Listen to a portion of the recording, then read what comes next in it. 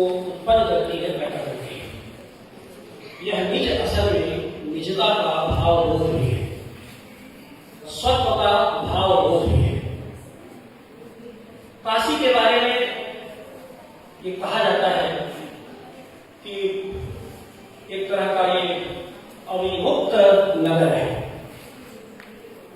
साथ मैं कहना चाहता हूं यह अवलंबित नगर है। तो जो अविमुक्त है और साथ ही अविलंबित है, उसके भूगोल के परिसर में साहित्य की क्या स्थिति रही है, यह असल में हमारे विचार का प्रमुख शब्द है। काशी को कहां से देखें, बनारस की गरिमा में क्या मूल्यवान है, यहाँ धर्म है, दर्शन है, साहित्य है, ज्योतिष है, वेद है, विज्ञान है, क्या नहीं है बनारस।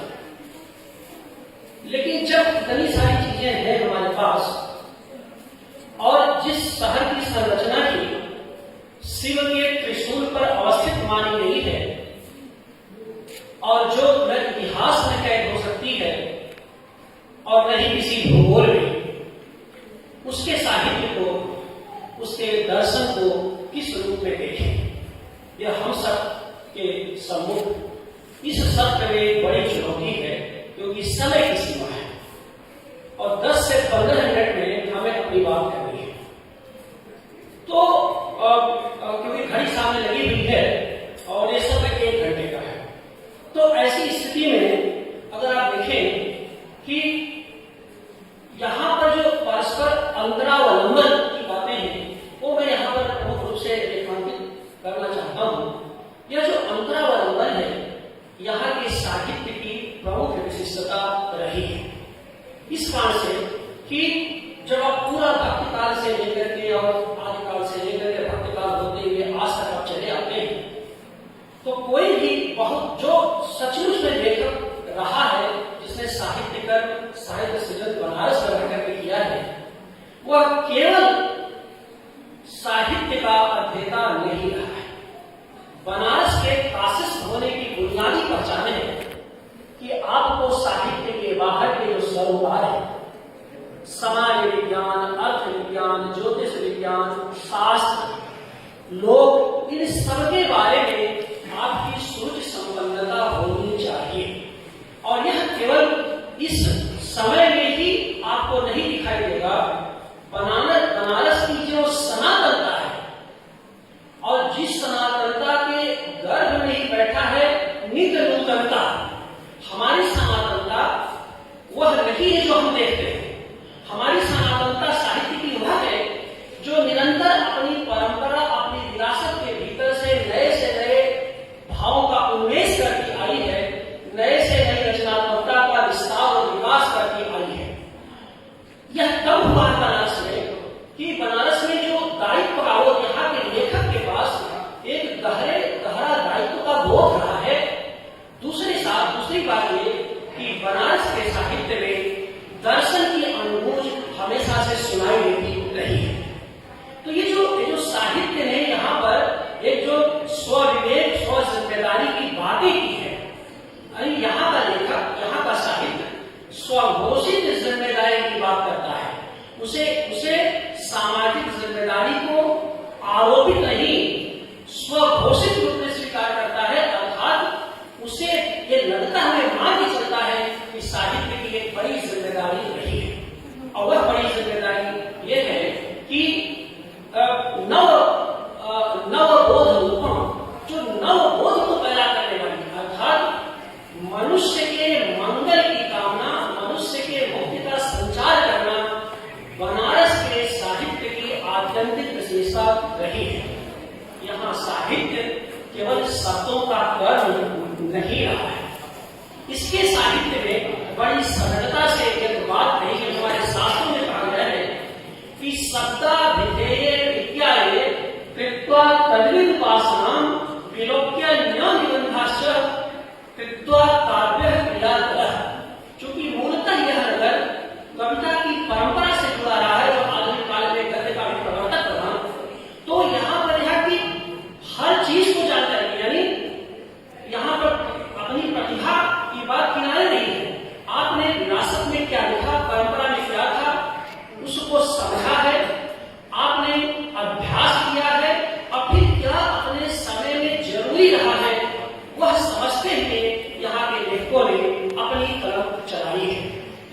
यही कारण है कि यहाँ पर हर तरह की परंपराएं साहित्य में दिखाई देती है। आरंभ से पहली परंपरा भी बनारस में ही रही, दूसरी साहित्य की परंपरा बनारस में ही रही।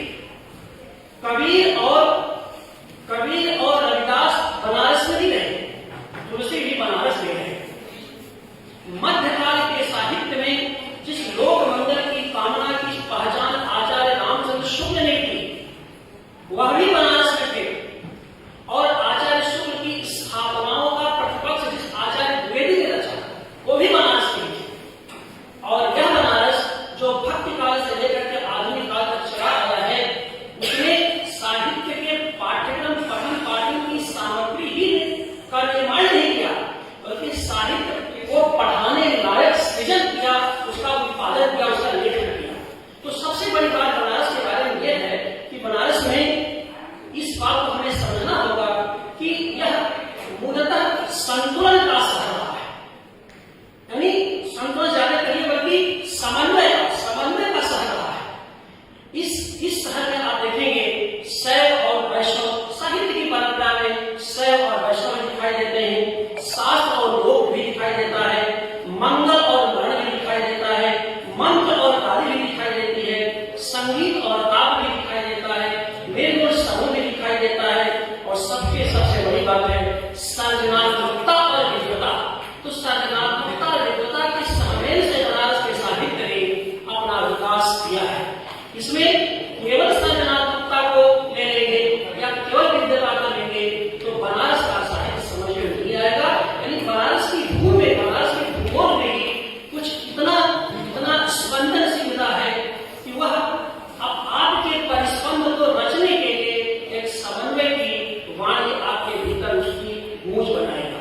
इसी वजह से बनारस को केवल विजुअल्स का, दृश्यों का शहर ही नहीं कहा जाता, बनारस को ध्वनियों का शहर भी कहा जाता है। तो बनारस के साहित्य में दृश्य भी मिलेंगे, ध्वनियां भी मिलेंगी। और आप कबीर, रविदास और तुलसी से होते हुए और जगन्नाथ प्रसाद रत्नाकर से होते हुए, भारतंड से होते हुए, आप जयशंकर प्रसाद से होते हुए धूमिल तक चले आइए और आज का साहित्य ले लीजिए, धूमिल के बाद का साहित्य आप देखेंगे कि सर्जना और विद्वता के साथ साथ विजुअल्स दृश्य मिलेंगे और ध्वनियां भी आपको यहाँ पर मिलेंगी। इस रूप में बनारस को अब इसके एक पक्ष पर बहुत लंबी बातचीत हो सकती है, जिसकी कोई यहाँ पर गुंजाइश नहीं है, लेकिन इससे निकलता है ये जो समन्वयशीलता है, ये एक अपने निष्कर्ष में कहा जाती है।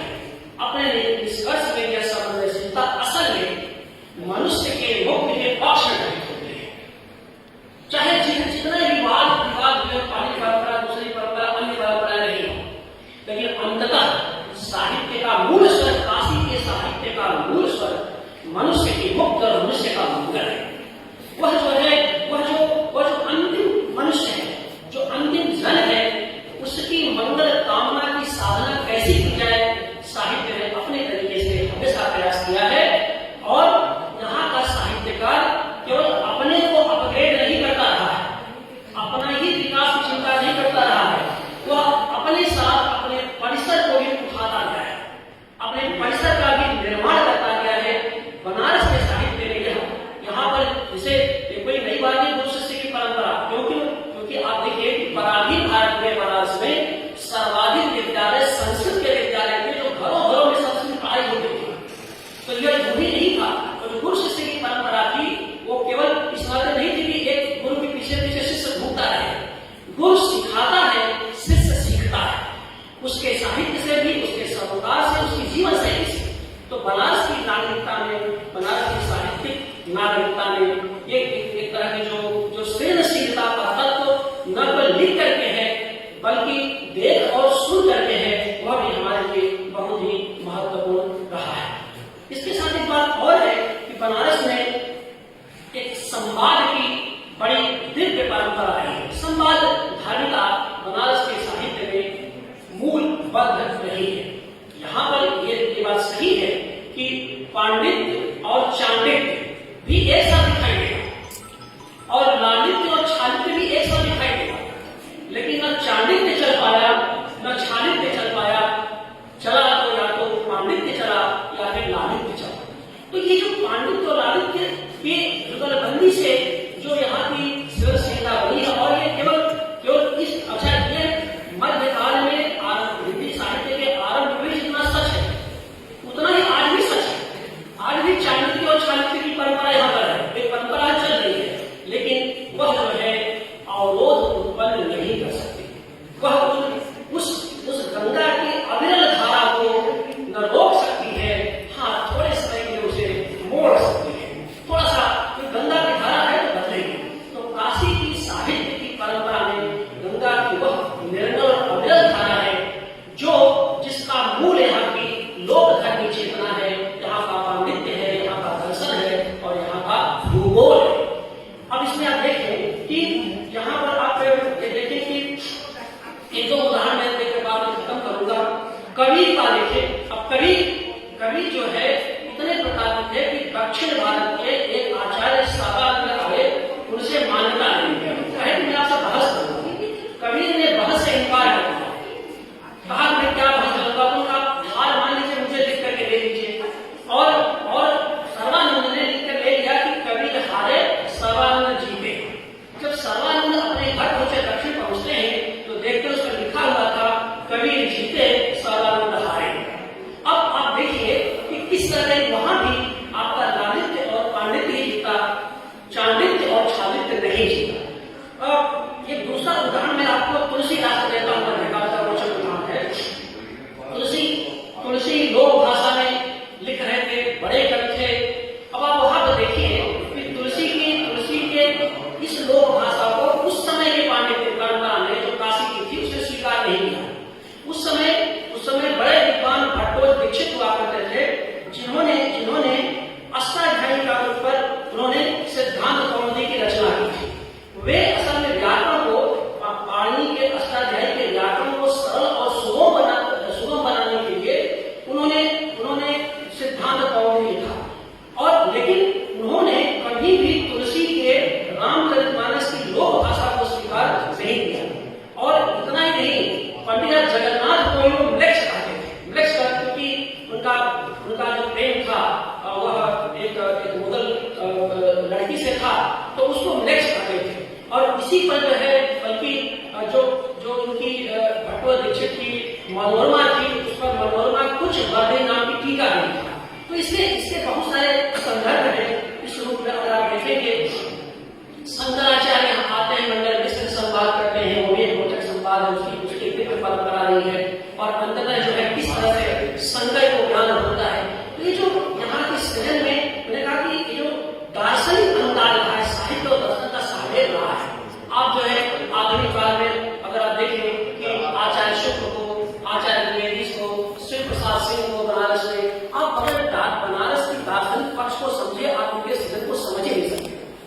उधर प्रेमचंद है, भारतेंद्र है, गद्य के प्रवर्तक भारतेंद्र है, वो कविता लिखते हैं ब्रज में और खड़ी बोली में वो गद्य लिखते हैं। तो इस तरह की जो परंपरा रही है, लोकानुराग की परंपरा, तो ये चीज रही है। दूसरे, काशी के साहित्य में रसिकता के साथ साहित्यिकता के भी दर्शन होते हैं। यहाँ रसिकता भी है और साहसिकता भी है।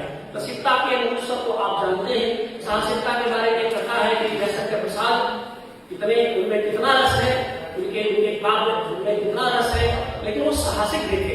यूसुफ गुंडा का एक संदर्भ आता है यहाँ पर कि यूसुफ गुंडा, जिसका जो जूता चलता था, पूरे शहर में जूता दिखाकर पैसा वसूल लेते थे, वो इस गुंडा जब उनके सामने गया तो उन्होंने उसकी बांह ऐंठ ली और बांह ऐंठने के बाद चिल्लाता हुआ भागा हुआ, कहा मिल गया। तो ये बनारस की जो जो एक स्वघोषित साहित्यिक जिम्मेदारी रही है, वह भी एक बहुत बड़ी हमारी विरासत रही है। एक पक्ष और आप देखेंगे कि जब भी यहाँ संकट आया है, खास करके प्राकृतिक संकट आई हो या बाहर से कोई संकट आया, सांस्कृतिक संकट, बनारस का साहित्य निरंतर समकक्ष रूप में खड़ा रहा है। उसने प्रतिवाद किया है। ये मैं इस रूप में भी कह रहा हूँ कि जब महामारियां आई हैं, आप देखेंगे, और महामारी पर मैंने जो एक बड़ा अध्ययन किया है, महामारी और कविता, ये पूरा इसलिए हमने उसका एक अध्ययन करके उसका संदर्भ दिया है। आप देखें कि रविदास से लेकर के तुलसीदास से होते हुए आगे चले आइए, प्रेमचंद तक चले आइए, ये जो यहाँ की महान रचना प्रक्रिया रही है, महान रचनाकार रहे हैं, सबने बड़ी अपने समय की जो महामारियां रही हैं उनके संघर्ष साहित्य की उदार प्रक्रिया को, उसके उज्ज्वल पक्ष की पहचान की है। बहुत सारे उदाहरण देने की यहाँ जरूरत नहीं है, ये समय चला जाएगा। तो इस रूप में आप देखेंगे कि तुलसी का आप देखिए यहाँ पर हमारे छात्र बैठे हुए हैं, केवल एक संदर्भ देना चाहता हूँ कि तुलसी में देखिए, जब आप कवितावली पढ़ेंगे तो कवितावली के उत्तरकांड में काशी में महामारी को लेकर कई पद हैं। आपको पता चलेगा कि प्लेग की महामारी से तुलसीदास अपने समय में कैसे संघर्ष कर रहे थे और कैसे उस संघर्ष भूमि के भीतर से वह मनुष्य की मुक्ति की बातें कर रहे थे और भगवान से आराधना कर रहे थे कि किसी तरह से, मतलब इस शहर को का जो उल्लास था, इसकी जो गरिमा थी, उसको आप वापस कर दें। तो जिसे आप कहते हैं कि जो शिव की नगरी, तो शिव का मतलब ही है कल्याण मंगलदायी। तो बनारस के साहित्य की परंपरा में अगर आप देखेंगे तो एक तरह का जो है मंगल का पक्ष हर साहित्य में, आपको हर समय के साहित्य में मंगल पक्ष आपको दिखाई देगा। तो इस रूप में आप देखेंगे कि ये जो मांगलिक पक्ष है साहित्य का, वो मांगलिक विधान रहा है और उसमें परिवर्तन और पहचान की कितनी आहट रही है, ये देखेंगे। एक उदाहरण देखें, मैं बात खत्म करूंगा।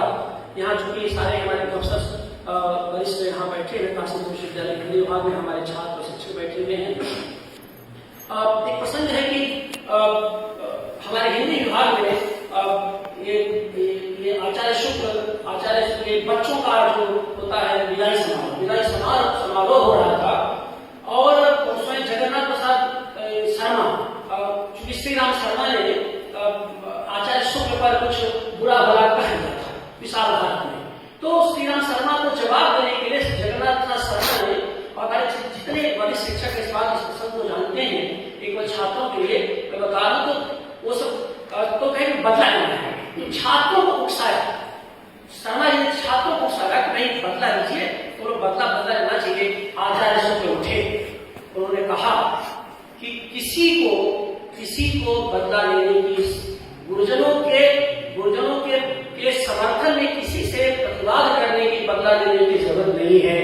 अगर आपके गुरुजन, आपके लेखक मिट्टी के लोने के बने होंगे तो छाता लेकर के कहां उनकी रक्षा करेंगे।